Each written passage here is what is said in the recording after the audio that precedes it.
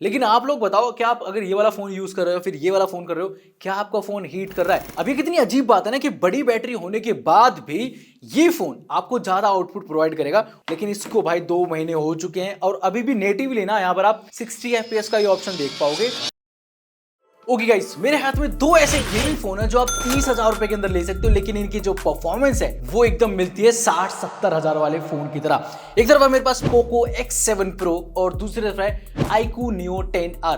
I know आप में से काफी लोगों को भाई इस वीडियो का बेसब्री से इंतजार था, तो उस चीज के लिए भाई मैं बोलना चाहूंगा भाई लाइक कर दो, क्योंकि ऐसी वीडियोस बनाने के लिए बहुत ज्यादा मेहनत लगती है। और सब्सक्राइब नहीं करा है तो सब्सक्राइब भी कर दो। चलो इनकी बात करते हैं। सबसे पहले बता दो, ये दोनों फोन आप 30,000 रुपए के अंदर बाय कर सकते हो। काफी लोग शायद सोचते होंगे कि भाई इतने तगड़े प्रोसेसर आ रहे हैं, 30-35 हजार रुपए का आपको देखने को मिल सकता है, लेकिन नहीं, बजट के अंदर आपको बढ़िया परफॉर्मेंस मिलेगी इन दोनों फोन के अंदर। अब एक एक करके बात करते हैं। सबसे पहले बात करना चाहूंगा इनकी बिल्ड क्वालिटी की और कौन सा फोन सबसे बढ़िया लुक्स के साथ आता है। चलो इसकी बात करते हैं। तो देखो, वैसे तो दोनों फोन काफी बढ़िया लगते हैं, लेकिन मेरे को ना स्पेशली पोको की जो डिजाइन है ना, फिर जो कलर कॉम्बिनेशन है, मुझे स्पेशली भाई बहुत बढ़िया लगता है। ब्लैक येलो, साथ में जो फिनिश दे रखी है ना, मतलब कैमरा मॉड्यूल के ऊपर या फिर जो टच दे रखा है येलो बटन का, वो सच में काफी बढ़िया लगता है। इवन यहाँ पर जो उसका बॉक्सी फ्रेम है वो भी काफी लोगों को भाई बहुत बढ़िया लगता है। इवन यहाँ पर अगर मैं बात करूँ ना, ये फोन लाइट वेट भी है और ऐसा नहीं है कि बहुत भारी है, क्योंकि इसके अंदर बैटरी बहुत बड़ी आती है।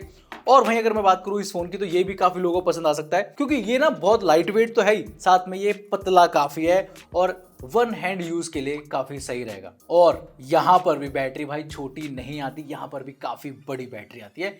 तो देख लो, मेरे को ये ज्यादा बेटर लगा, काफी लोगों को ये भी लग सकता है, ये डिपेंड करता है आपकी चॉइसेस के ऊपर। और गाइस अगर बात करूं भाई फील कैसे होते हैं फोन, देखो यहाँ पर ना वीगन लेदर फिनिश आता है, तो थोड़ा सा मतलब पकड़ने में आसानी होती है और काफी कंफर्टेबल भी लगता है फोन। हालांकि बॉक्सी जरूर है, लेकिन यहाँ पर ना थोड़ा सा फिसलता है, बस थोड़ा बहुत, ज्यादा नहीं, क्योंकि मैट फिनिश है। और ये फोन ना मतलब आपको प्लास्टिक फ्रेम के साथ देखने मिलता है, तो एक ये भी डिफरेंस है। काफी लोग मतलब इसकी वजह से भी फोन को स्विच कर सकते हैं। अब ये फोन ना मैं बहुत दिनों से यूज कर रहा हूँ, पोको वाला फोन तो लगभग 2 महीने के आसपास हो गया भाई यूज करते करते। लेकिन ऐसा नहीं कोई प्राइमरी डिवाइस है, लेकिन हाँ मैंने इसको अच्छे से 15 दिन तो प्राइमरी डिवाइस की तरह यूज करा है। और इस फोन को भी लगभग मैं 15-16 दिन से आराम से यूज कर रहा हूँ, और ये भी सेकेंडरी फोन की तरह मैं यूज कर रहा हूँ। तो यहाँ पर मैंने एक चीज नोटिस करी कि इनका जो फिंगरप्रिंट सेंसर है ना, वो एकदम एक ही मतलब जगह है दोनों का। और ना मुझे थोड़ा सा ऊपर होता ना तो वो ज्यादा बेनिफिट लगता है। जैसे कि मैंने लास्ट वीडियो में बताया था कि भाई मेरे Vivo के X200 Pro के अंदर भाई बहुत सही जगह है फिंगरप्रिंट सेंसर। दूसरी चीज की बात करूं तो इनकी हैप्टिक फीडबैक मैंने नोटिस करे कि मेरे को ना ये जो फोन है iQOO, इसके जो हैप्टिक्स हैं वो ज्यादा बेटर लग रहे हैं। हो सकता है दोनों में सेम ही मोटर यूज कर रखे हो, लेकिन इसका जो साइज है या फिर मैं बोलूंगा जो विड्थ है ना, जिसकी वजह से ना हैप्टिक्स उतने फील नहीं होते जितने इस फोन के अंदर फील होते हैं। इवन अगर आप मेन्यू वगैरह का भी स्क्रॉल करते हो ना दोनों फोन में, तो वहां पर हैप्टिक्स आते हैं, गेमिंग के अंदर आते हैं, टाइपिंग के अंदर भी फील होते हैं, लेकिन इसके थोड़े से बेटर फील होते हैं। एंड गाइस अगर मैं डिस्प्ले की बात करूं तो ऐसा कोई बहुत बड़ा डिफरेंस नहीं है, क्योंकि दोनों की जो डिस्प्लेज है ना भाई एक साइज की आपको देखने को मिलेंगी। इवन जो इनके रेजोल्यूशन है वो भी लगभग सेम ही आपको देखने को मिलेगी, लेकिन जो एक बड़ा फर्क है ना वो है इनकी पीक ब्राइटनेस में। और हाँ 144 हर्ट्ज यहाँ पर आती है, साथ में यहाँ पर आती है 120 हर्ट्ज। तो ये एक थोड़ा सा डिफरेंस आपको देखने को मिलेगा। अगर आपको गेमिंग के लिए या फिर थोड़ा सा और स्मूथ बेटर एक्सपीरियंस चाहिए, तो डेफिनेटली यहाँ पर iQOO के अंदर आपको वो चीज देखने को मिलेगी। और रही बात पीक ब्राइटनेस की, देखो नंबर्स बड़े हो सकते हैं, लेकिन हमने इंडोर के अंदर या फिर धूप के अंदर भाई टेस्ट करके देखा, ऐसा कोई बड़ा डिफरेंस नहीं देखने को मिलेगा। यहाँ पर आपको 1400 निट्स के आसपास HBM मिलता है, लेकिन यहाँ पर कुछ डिफाइन नहीं कर रखा, लेकिन मैंने भाई देखा साइड बाय साइड कोई बड़ा डिफरेंस नहीं। और एक चीज और बता दूं, डिस्प्ले के ऊपर ना यहाँ पर आपको प्रोटेक्टिव फिल्म दोनों के अंदर आती है। यहाँ पर मैंने हटा दिया, लेकिन अभी भी इसके ऊपर आपको देखने को मिल जाएगी। और दूसरी चीज यहाँ पर अगर मैं प्रोटेक्शन की बात करूं तो यहाँ पर आता है कॉर्निंग गोरिल्ला ग्लास 7i, और जबकि यहाँ पर आपको देखने को मिलता है स्कॉच सेंसेशन। और रही बात मल्टीमीडिया की, तो यहाँ पर आप बढ़िया तरीके से कंटेंट देख सकते हो। फ्लैट डिस्प्ले भाई, बेजल्स बहुत छोटे छोटे यहाँ पर आपको देखने मिलते हैं। 4K HDR वीडियोस आप YouTube पे प्ले कर सकते हो। रही बात स्पीकर्स की, तो भाई क्या ट्रिमेंडस स्पीकर्स दोनों फोन के अंदर डाले हुए हैं, बहुत ही अमेजिंग क्वालिटी और लाउडनेस भर भर के यहाँ पर मिल जाती है दोनों फोन्स के अंदर। इन फोनों के अंदर दो बढ़िया चीजें हैं, एक तो परफॉर्मेंस है, ये सबको पता है, लेकिन जो बैटरी बैकअप है ना वो भी बहुत ज्यादा नेक्स्ट लेवल। और ये फोन इंडिया के अभी तक सबसे ज्यादा बैटरी बैकअप प्रोवाइड करने वाले दो फोन है, इकलौते दो फोन है। तो इनकी बात करते हैं। देखो पोको के अंदर 6550 mAh की बैटरी मिलती है विद 90 वॉट फास्ट चार्जिंग, और यहाँ पर आपको मिलती है 6400 mAh की बैटरी बैकअप। अब काफी लोगों का क्वेश्चन ये होगा कि ये फोन ज्यादा बैटरी बैकअप देता है या फिर ये देता है। तो देखो लास्ट वीडियो जो मैंने पोको करी थी वहां पर भी एक चीज मैंने बोली थी, अगर आप वीडियो देखोगे, कि ये फोन अभी भी जितनी बैटरी आती है ना उसकी पोटेंशियल को मतलब पूरी तरीके से यूज नहीं कर पा रहा, फिर यूटिलाइज नहीं कर पा रहा, और आपको उतना आउटपुट नहीं दे पा रहा। लेकिन फिर भी मैं एक चीज और बोलना चाहूंगा, अभी भी ना जो बैटरी का असली आउटपुट है ना, मुझे लगता है कि थोड़ा सा कम मिल रहा है, क्योंकि शुरुआत में मैं देख रहा था जब मैं इसकी टेस्टिंग वगैरह कर रहा था ना, तो बहुत जल्दी ड्रेन हो रही थी। मतलब ऐसा नहीं कि अब ऐसे खत्म हो गई एकदम से, ऐसा नहीं, मतलब 6550 mAh के हिसाब से ना थोड़ी सी जल्दी ड्रेन हो रही थी। और वो चीज ना यहाँ साबित होती है। हमने इन दोनों फोन्स को रात भर भाई यूट्यूब चला के देखा, इस पर टेस्टिंग करके देखी, गेमिंग करके देखी, और फुल चार्ज के बाद जब इनकी बैटरी इसकी 5% रह गई थी और इसकी कुछ 20% रह गई थी, तब ये फोन लगभग 12 या फिर 13 घंटे के आसपास एसओटी टाइम निकाल के दे रहे थे। तो बोलना चाहूंगा यहाँ पर बड़ी बैटरी आती है, फिर भी ये जो है ना 15% कम चलता है अपने से छोटी बैटरी के मुकाबले भी। तो iQOO का जो फोन है ना भाई, ये आपको ज्यादा आउटपुट देगा as compare to Poco X7 Pro। अभी कितनी अजीब बात है ना कि बड़ी बैटरी होने के बाद भी ये फोन आपको ज्यादा आउटपुट प्रोवाइड करेगा, और ये सब कुछ पॉसिबल हो पाता है इनकी चिपसेट की वजह से, इनके अंदर कौन सी रैम यूज हुई है, इनकी डिस्प्ले कितने हर्ट्ज पे काम करती है, और भी कुछ छोटी छोटी जो चीजें होती है ना, ये डिफाइन करती है कि भाई बैटरी ऑप्टिमाइजेशन कैसे काम करेगा दोनों फोन्स के अंदर। ओके गाइस, अब बात करते हैं परफॉर्मेंस की, जिसके लिए फोन बने हुए हैं, यानी कि यहाँ पर आप गेमिंग या फिर जो नंबर्स हैं वो कैसे निकल के आते हैं और इनकी जो चिपसेट है कितने केपेबल है। तो पहले बात करते हैं पोको की। तो यहाँ पर आपको जो चिपसेट मिलता है 8400 अल्ट्रा प्रोसेसर मिलता है, LPDDR5X रैम और UFS 4.0 के साथ एक ही वेरिएंट आता है। और साथ में यहाँ पर हमने काफी सारे जो नंबर्स है ना वो टेस्ट करे, लेकिन मैं साइड बाय साइड बताता हूँ। और यहाँ पर अगर आप देखोगे नियो के अंदर आपको मिलता है 8S Gen 3, साथ में यहाँ पर 2 वेरिएंट आते हैं, UFS 3.1 जो 128GB में आएगा, साथ में 4.1 आता है जो कि आप 256GB वाला वेरिएंट लोगे तब आएगा, साथ में LPDDR5X रैम यहाँ पर देखने को मिलती है। दोनों फोन्स की हमने टेस्टिंग करी, और यहाँ पर जो UFS स्टोरेज है ना भाई, उसमें क्या होता है, पोको आगे निकल जाता है भाई इस फोन के मुकाबले, जबकि यहाँ पर ये वाला जो वेरिएंट है मेरे पास 4.1 वाला है। चलो कोई बात नहीं, लेकिन Geekbench के स्कोर में क्या होता है, एक फोन भाई मल्टी कोर में आगे निकल जाता है, दूसरा फोन भाई सिंगल कोर में आगे निकल जाता है। और इसके बाद हमने CPU थ्रॉटलिंग भी टेस्ट करके देखी, जहां पर दोनों फोन काफी स्टेबल परफॉर्मेंस निकाल के देते हैं। कोई भी रेड लाइंस आपको या फिर ऑरेंज या फिर येलो लाइंस आपको नहीं देखने मिलती। ये फोन लगभग 96% के आसपास थ्रॉटल करता है, यानी कि थ्रॉटलिंग काफी सही है, कोई भी दिक्कत नहीं है। और यहाँ पर भी लगभग 92-93 के आसपास आपको देखने को मिलेगी। मैंने मल्टीपल टाइम्स इसको टेस्ट भी करके देखा। लेकिन सारी बात आती है एंतुतु स्कोर्स में। यहाँ पर आपको ये जो फोन है लगभग 1.5 मिलियन के आसपास या फिर 1.6 मिलियन भी यहाँ पर हमने टच करे एंतुतु स्कोर्स, और ये फोन 1.6 से लेकर 1.7 मिलियन के आसपास एंतुतु स्कोर्स निकाल के देता है। चलो ये चीज हो सकती है, लेकिन अगर हम बात करें BGMI की, तो भाई यहां पर ना बड़ा डिफरेंस देखने को मिलेगा। ये फोन अभी लॉन्च हुआ है थोड़े दिन पहले, लेकिन यहाँ पर जैसे ही फोन मैंने सेटअप करा था ना 15-20 दिन पहले, शुरू से यहाँ पर मैं 90 FPS पर गेमिंग को अनलॉक कर पाऊँ BGMI के अंदर, लेकिन इसको भाई 2 महीने हो चुके हैं और अभी भी नेटिवली ना यहाँ पर आप 60 FPS का ये ऑप्शन देख पाओगे। हालांकि यहाँ पर अगर आप कुछ जुगाड़ वगैरह करते हो या फिर सेटिंग वगैरह में करके भाई 90 FPS भी अनलॉक कर सकते हो, और यूट्यूब पे वीडियो तो भाई तुम्हें 120 FPS वाली भी देखने को मिल जाएगी। अब वो पता नहीं भाई कैसे करें, लेकिन हाँ नेटिवली भाई नॉर्मल आप 60 FPS पे ही खेल सकते हो। और ये पता नहीं क्यों यार पोको कर रहा है, मुझे लगता है कि 2 महीने बाद तक तो भाई इस फोन के अंदर डेफिनेटली दे देना चाहिए था भाई 90 FPS का ऑप्शन। और रही बात हीटिंग की, तो देखो काफी लोगों ने भाई कमेंट किया था कि भाई फोन हीट करता है थोड़ा बहुत, या फिर इसके भी मैंने कमेंट्स पढ़े थे कुछ लोगों के 1-2 बार कि भाई थोड़ा सा वार्म होता है। लेकिन आप लोग बताओ, क्या आप अगर ये वाला फोन यूज कर रहे हो फिर ये वाला फोन कर रहे हो, क्या आपका फोन हीट कर रहा है? मैं यहाँ पर गेमिंग कर रहा था या फिर और टेस्टिंग कर रहा था, मुझे फोन वार्म जरूर लगे, लेकिन हीटिंग जैसा इशू दोनों में से किसी में नहीं लगा। इसके साथ साथ मुझे उम्मीद थी कि परफॉर्मेंस में चलो ठीक है, लेकिन यहाँ पर जो USB पोर्ट है वो थोड़े से और एडवांस हो सकते थे। दोनों के अंदर USB 2.0 आता है। अब जिसकी वजह से रीड एंड राइट अगर आप कुछ कर रहे हो, मतलब केबल लगा रहे हो या फिर USB पेन ड्राइव वगैरह लगा रहे हो, तो वहां पर भी स्पीड आपको स्लो ही देखने को मिलेगी। बाकी दोनों फोन्स के अंदर AI के बहुत सारे फीचर आते हैं। अब यहाँ पर कुछ अलग फीचर आते हैं और इसके अंदर कुछ अलग आते हैं। मुझे ज्यादा बेटर लगे इस फोन के AI फीचर, क्योंकि जो इसमें आते हैं वो सारे तो आते हैं, लेकिन कुछ एडवांस फीचर भी हैं, बताता हूं। जैसे कि यहाँ पर आपको AI एक्सपैंड मिलता है फोटोज के अंदर। अगर आपकी कोई क्रॉप फोटो है, छोटी फोटो है, एक्सपैंड कर सकते हो। इसके साथ साथ यहाँ पर आपको AI इरेजर 2.0 आता है, जिसकी वजह से ऑब्जेक्ट या फिर कोई लोगो को रिमूव करना है वो कर सकते हो। कॉल ट्रांसलेशन का इसमें ऑप्शन आ गया है,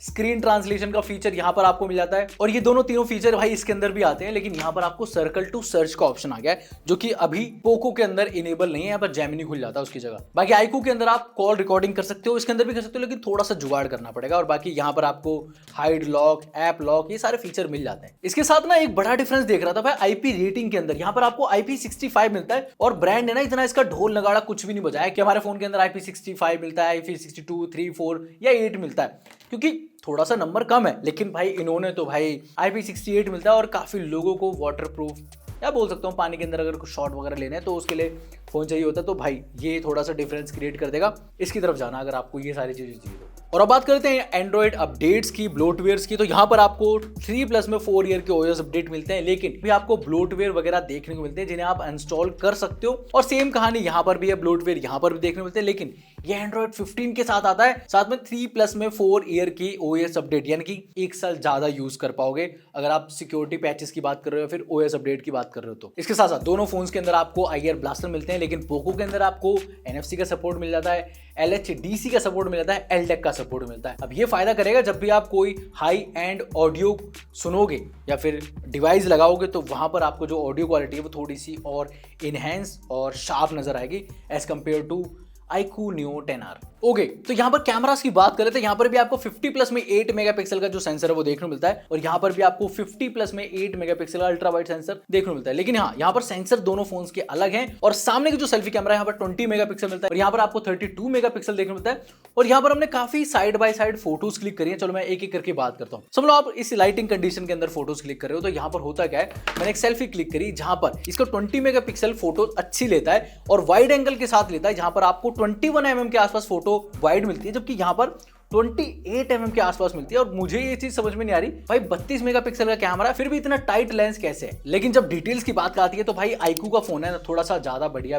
डिटेल्स निकालता है सेल्फी के अंदर, चाहे वो इंडोर हो आउटडोर हो, आपको ज्यादा बेटर सेल्फी मिलेंगी iQOO के अंदर। इवन कुछ हमने आउटडोर में फोटोज भी क्लिक करी, जहां पर मैंने नोटिस करा कि भाई पोको की जो फोटोज है ना उसमें थोड़ा सा ना, मतलब मैं कहूंगा कि डिटेल्स तो है रियर कैमरा में, लेकिन जब आप उसको फोटो साइड बाय साइड देखोगे ना तो थोड़ी सी डल नजर आती है, या फिर जो डार्कनेस है या फिर एक्सपोजर है ना वो थोड़ा सा कम नजर आता है as compare to iQOO। Even ये मैंने एक पौधे की फोटो ली है और यहाँ पर भी आप साइड बाय साइड देखना भाई, थोड़ी सी शार्पनेस या फिर जो कलर्स है ना वो ज्यादा बेटर नजर आते हैं iQOO के इस फोन के अंदर। वहीं अगर मैं पोर्ट्रेट की बात करूं तो वहां पर भी आपको यही चीज देखने को मिलेगी। अगर आप देखोगे ना तो साइड बाय साइड मुझे फोटो तो iQOO की ज्यादा बेटर लग रही है, लेकिन भाई जो एक्सपोजर है उसको ज्यादा बढ़िया से मेंटेन करता है पोको का फोन। इवन जो डिटेल्स है ना वो भी पोको के फोन में मुझे ज्यादा बेटर नजर आ रही है। और इसके बाद हमने कुछ मैक्रो फोटोज ट्राई करी है। यहाँ पर आप लो लाइट के अंदर भी फोटोज देख सकते हो साइड बाय साइड, और इसके बाद कुछ रैंडम फोटोज भी हैं वो भी आप नजर मार सकते हो। और आपको कौन सी बढ़िया लग रही है फोटोज कमेंट में जरूर बताना। बाकी बात करते हैं वीडियो क्वालिटी, यहाँ पर क्या रिकॉर्ड कर सकते हो।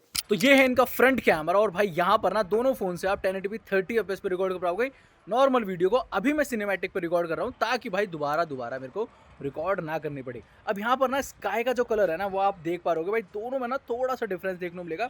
इवन पोको के अंदर ना आपको थोड़ा सा वाइड एंगल देखने को मिलता है, जबकि iQOO के अंदर ना थोड़ा सा क्रॉप फैक्टर आपको देखने को मिल जाएगा।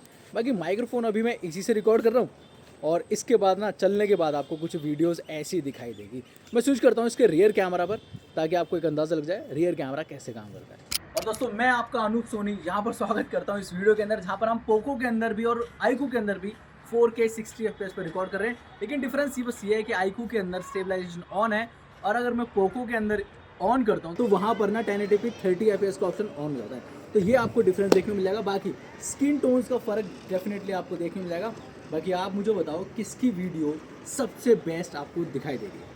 और देखो अब बात कर लेते हैं कंक्लूजन की। देखो इन दोनों की प्राइस ना आपको अप्रॉक्स सेम ही देखने को मिलेगी ऑफर वगैरह लगाने के बाद। अभी हो सकता है कि थोड़ा सा स्लाइटली आपको महंगा लगे, लेकिन कुछ टाइम बाद भाई दोनों की प्राइसिंग एकदम सेम हो जाएगी। लेकिन फिर भी कौन सा पिक करना चाहिए? देखो अगर मैं iQOO की बात करूं तो यहाँ पर कुछ बेनिफिट्स हैं। देखो यहाँ पर कैमरा थोड़ा सा स्लाइड अप किसी चीज में अच्छा है, और किसी चीज में पोको भी अच्छा है, ऐसा कोई बात नहीं है। लेकिन आपको एक स्लिम फोन चाहिए, आपको जो ज्यादा बैटरी चलने वाला फोन चाहिए उससे ज्यादा चलती है। साथ में यहाँ पर आपको सर्कल टू सर्च वाला जो AI फीचर वो थोड़ा सा बेटर है अगर आप कंपेयर कर रहे हो पोको से। इसके साथ साथ परफॉर्मेंस की जैसे मैंने बात करी वो ज्यादा बेटर मिलती है। साथ में गेमिंग आप 90 FPS पे सीधे ही अनलॉक कर सकते हो। 3+ में 4 ईयर के OS अपडेट तो दोनों के अंदर है, लेकिन ये एंड्रॉइड 15 पे आता है। साथ में कॉल रिकॉर्डिंग आप नेटिवली कर सकते हो। एंड iQOO के अंदर ना आपको स्नैपड्रैगन के प्रोसेसर मिलते हैं। काफी लोग भाई इसमें स्विच करते हैं कि भाई मेरे को स्नैपड्रैगन चाहिए, वो थोड़ा सा बेटर रहता है, तो इसमें जा सकते हो। बाकी पोको बता देता हूँ, और ऐसा नहीं है कि कोई भी मतलब यहाँ पर पेड वगैरह कुछ चल रहा है, जो आपको ज्यादा बेटर लगे भाई वो ले लो, मेरे कौन से पैसे जाने। iQOO के अंदर बताता हूँ भाई IP68 मिलता है। इसकी लेदर वीगन फिनिश मुझे काफी बढ़िया लगी थी, इसका जो लुक्स है और इसके साथ साथ जो कैमरा मॉड्यूल या फिर जो बटन वगैरह है ना ये काफी सही लगते हैं। बड़ी बैटरी जरूर है लेकिन थोड़ा सा कम चलती है इससे, और इसमें बहुत ज्यादा फर्क तो नहीं, लेकिन देखो है फर्क थोड़ा बहुत। इसके साथ साथ यहाँ पर सर्कल टू सर्च नहीं है, लेकिन AI के फीचर थोड़े से बेटर उससे भी हैं। उसमें एक फीचर बढ़िया है, इसमें थोड़े से ज्यादा बेटर फीचर है। कैमरा के अंदर आपको वाइडनेस ज्यादा दिखेगी, चाहे सेल्फी की बात करूं या फिर मैं रियर कैमरास की बात करूं, डिटेल्स ज्यादा मिलेगी। वहां पर आपको ज्यादा बेटर एक्सपोजर मिलेगा, लेकिन यहाँ पर डिटेल्स मिलती हैं। इसके साथ साथ NFC का सपोर्ट है, LDAC, Bluetooth 5.0 और LHDC का सपोर्ट मिलता है। तो ये कुछ फीचर हैं जो इससे डिफरेंशिएट करेंगे आपको। एंड यस, फ्यूचर में हो सकता है भाई यहाँ पर आपको 90 FPS का ऑप्शन मिल जाए, तो यहाँ पर भी आप 90 FPS नेटिवली खेल पाओगे। वैसे अभी जुगाड़ वगैरह करने के बाद तो काफी लोग प्ले कर सकते हैं। तो दैट्स इट भाई, आपको कौन सा फोन पसंद आया, आप कौन सा लेने वाले हो, ये जरूर कमेंट्स में बता देना। बाकी इस तरह की वीडियोस अगर आपने पहली बार देखी, हमारे चैनल पे पहली बार आए हो, सब्सक्राइब कर दो, लाइक कर दो इस वीडियो को और शेयर कर दो उन लोगों तक जो लोग इनमें से कोई भी फोन लेना चाहते हैं। बाकी मैं मिलता हूं नेक्स्ट वीडियो के अंदर।